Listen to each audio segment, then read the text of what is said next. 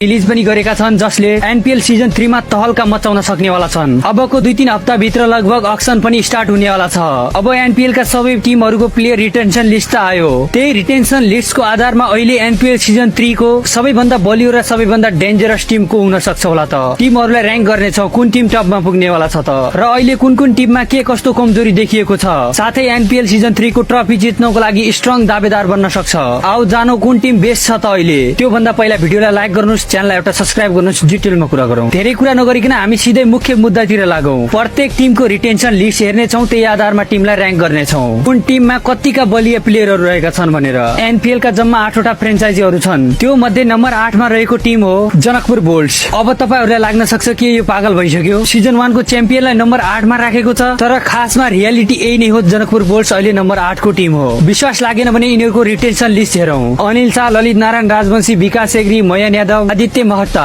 अब तपाईहरु आफै सोच्नुस् यो रिटेन्सन लिस्ट कतिको बलियो होला। न त अहिले अनिलको फर्म राम्रो छ, न त ललितको फर्म राम्रो छ। त्यसैले अहिले रिटेन्सन लिस्टमा सबैभन्दा कमजोर लिस्ट कसैको छ भने त्यो हो जनकपुर बुल्स। जनकपुर बुल्सले फेरि 0 बाट सुरु गर्नुपर्ने अवस्था आइसकेको छ। अलिकति फर्म आसिफ शेखको थियो, रिलिज गरिसक्यो। अब नम्बर 7 मा रहेको टिमको कुरा गरौँ, त्यो हो चितवन राइनोज। अहिले चितवन राइनोजलाई 7 नम्बरमा राखे पनि तर चितवन राइनोज एनपीएल मा भने एकदमै स्ट्रङ टिम देखिन्छ। राइनोजको रिटेन्सन लिस्ट हेर्ने हो भने नेपाली यंगस्टरहरूले भरिपूर्ण टिम देखिन्छ। कुशल मल्ल, रिजन ढकाल, कमल सिंहेरी, देव खनाल, दीपक बोरा, रञ्जित कुमार, अर्जुन साउद। यसो एक नजरले यो टिमलाई हेर्यो भने यंगस्टरले भरिपूर्ण टिम छ। यो टिममा सबैभन्दा म्यासिभ ट्यालेन्ट भएको कुनै प्लेयर छ भने त्यो हो रञ्जित कुमार। एनपीएल सिजन 2 मा रञ्जित कुमारको प्रदर्शन हेर्न लायकको थियो। मलाई अरु त सब ठिकै थियो, तर अर्जुन साउदलाई चाहिँ के को आधारमा रिटेन गरे होला जस्तो लागिरहेछ। न त उनको प्रदर्शन सिजन 1 मा राम्रो थियो, न त 2 मा नै थियो। खै कुन चाहिँ आधारमा चितवनले रिटेन गरे होला त। अरु चितवनका यंगस्टरको कुरा गरौँ भने यिनीहरूको फर्म अहिले एकदमै राम्रो छ, देव खनालदेखि लिएर दीपक बोहरासम्म। अब 6 नम्बरको टिमको कुरा गरौँ त। तर एउटा मान्छेले गर्दा यो टिमलाई मैले 6 नम्बरमा राखेको हुँ। त्यो टिम हो पोखरा एभेन्जर। पोखरालाई 7 नम्बरमा नराखेर 6 नम्बरमा राख्नुको कारण एउटै हो, भुर्तेल मामाले गर्दा। किनकि भुर्तेल बाहेक अरु कुनै प्लेयर यस्तो देख्दैन जसलाई हेरेर म भनौँ त्यो टिम स्ट्रङ छ। यो चाहिँ रियालिटीको कुरा हो। अब कसमाथि गर्व गर्ने, सर किरण थगुनामाथि? मैले भनेको विश्वास लाग्दैन भने एकचोटि यिनीहरूको रिटेन्सन लिस्ट हेर। कुशल भुर्तेल, सागर ढकाल, अर्जुन कुमाल, विपिन खत्री, आकाश चन्द, किरण थगुना, दिनेश खरेल। अब तपाईहरु आफै भन मलाई भुर्तेल बाहेक अरु कुन प्लेयर स्ट्रङ देखिरहेछौ? पोखराको लागि सबैभन्दा पोजिटिभ कुरा के छ भने दिनेश खरेल चाहिँ अहिले डोमेस्टिक क्रिकेटमा धेरै राम्रो गरिरहेछन्। जब पोखरा एभेन्जर्सको रिटेन्सन लिस्ट सार्वजनिक भयो, मैले एउटा प्लेयरको नाम खोजिरहेको थिएँ, त्यो हुन् तीर्थराज दास। तीर्थराज दास जस्ता प्लेयरहरूलाई रिटेन नगरेर किरण थगुनालाई रिटेन गरिरहेछन्। म एकदमै पागल भएँ पहिलोचोटि यो रिटेन्सन लिस्ट हेरेर। डोमेस्टिक क्रिकेटमा म्यासिभ ट्यालेन्ट भएको प्लेयर हो, एकचोटि अर्को चान्स त मिल्नुपर्छ नि उसलाई। चिन्ता नगरे हुन्छ। अब सर किरण थगुना तपाईहरुलाई म्याच जितेर दिनुहुन्छ। नम्बर 5 मा रहेको टिम हो सबैभन्दा इमानदार फ्यान्स भएको टिम, जुन टिमको बारेमा जे भने पनि कसैले के भन्दैन, त्यो हो काठमाडौँ गोर्खास। यो टिमको रिटेन्सन लिस्टले पनि धेरै प्लेयरहरू फेल भए पनि पूर्ण एउटा मौका दिएको छ। आदिल आलम जसमाथि काठमाडौँ गोर्खाले एकदमै विश्वास गरेको थियो, जुन अपेक्षाको आधारमा आदिल आलमलाई लगेको थियो त्यही अनुसारको प्रदर्शन भने आदिल आलमले गर्न सकेनन्। आदिल आलमको करियरको लागि यो अन्तिम मौका हुन सक्छ, त्यसैले यो गुमाउनु हुँदैन। अब काठमाडौँ गोर्खासको रिटेन्सन लिस्टको कुरा गरौँ। काठमाडौँ गोर्खासको टिमलाई यसो हेर्दाखेरि यो के स्ट्रङ टिम होला जस्तो लाग्छ। यो टिम एकदमै सानो देखिए पनि धेरै बलियो टिम छ। यो टिममा सबैभन्दा म्यासिभ ट्यालेन्ट भएको कुनै यंगस्टर छ भने त्यो हो राशिद खान। नेपालको बलिङमा हेर्यो भने राशिद खान जतिको भेरिएसन सायदै कुनै प्लेयरमा हुन सक्छन्। त्यसैले डेथ ओभरमा त झन् राशिद खानको बलिङ नेक्स्ट लेभल माथि हुन्छ।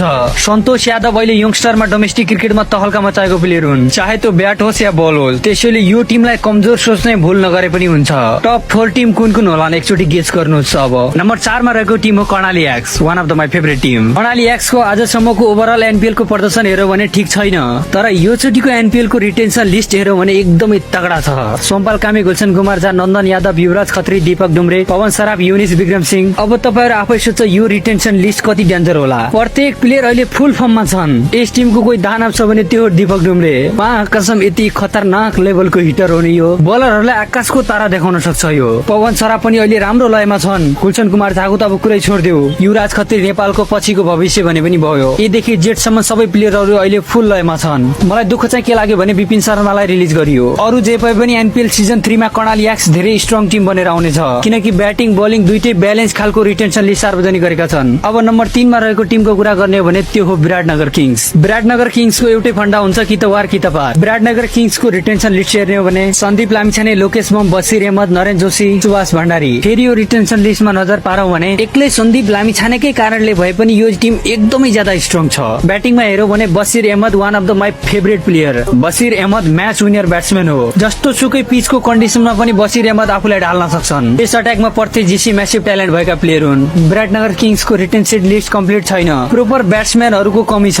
एनपीएल को सबैभन्दा धनी टिम हो, त्यसैले विदेशी खेलाडी त पेलेर ल्याउँछ। अब नम्बर 1 र 2 को लागि कम्पिटिसन गर्छन् सुदूरपश्चिम रोयल्स र लुम्बिनी लायन्स। मैले धेरै सोचेपछि अन्तिम निर्णयमा यो आए कि नम्बर 2 मा आउनेछ लुम्बिनी लायन्स। कारण म अलि पछि भन्छु, पहिला रिटेन्सन लिस्ट हेरौं। रोहित पौडेल, सन्दीप जोरा, शेर मल्ल, दिनेश सरदैकारी, दिलीप नाथ, अभिषेक गौतम, तिलक भण्डारी। यो रिटेन्सन लिस्टमा कुनै प्लेयरको कमी देखियो? मैले भने नि नम्बर 1 मा हुने थियो यदि लुम्बिनी लायन्सले विपिक कुमार यादवलाई रिटेन गरेको भए। यो रिटेन्सन लिस्टमा त्यति ठूलो कमजोरी छैन, तर पनि विपिक कुमार यादवलाई छोड्नु लुम्बिनीको लागि घातक साबित हुन सक्छ। ओभरअल नेपालमा हेर्यो भने आजसम्म मैले धेरै हिटरहरूलाई देखेँ। त्यही लुम्बिनीको स्क्वाडमा दिनेश अधिकारी छँदैछन्, तर विपिक कुमार यादव मात्र यस्तो प्लेयर हुन् मेरो लागि जस भित्रको हिटिङ एबिलिटीलाई हेरेर मेरो आत्मा तृप्त भएको थियो। तपाईहरुलाई विश्वास नलाग्न सक्छ, तर विपिक कुमार यादव धेरै नै डेन्जरस प्लेयर हुन्। एज म सुदूरपश्चिम रोयल्स फ्यान्स म चाहन्छु कि चाहे जति पैसा पनि खर्च गर्नु परोस्, तर अक्सनमा भने विपिक कुमार यादवको लागि अन्तिमसम्म लड्नु पर्छ।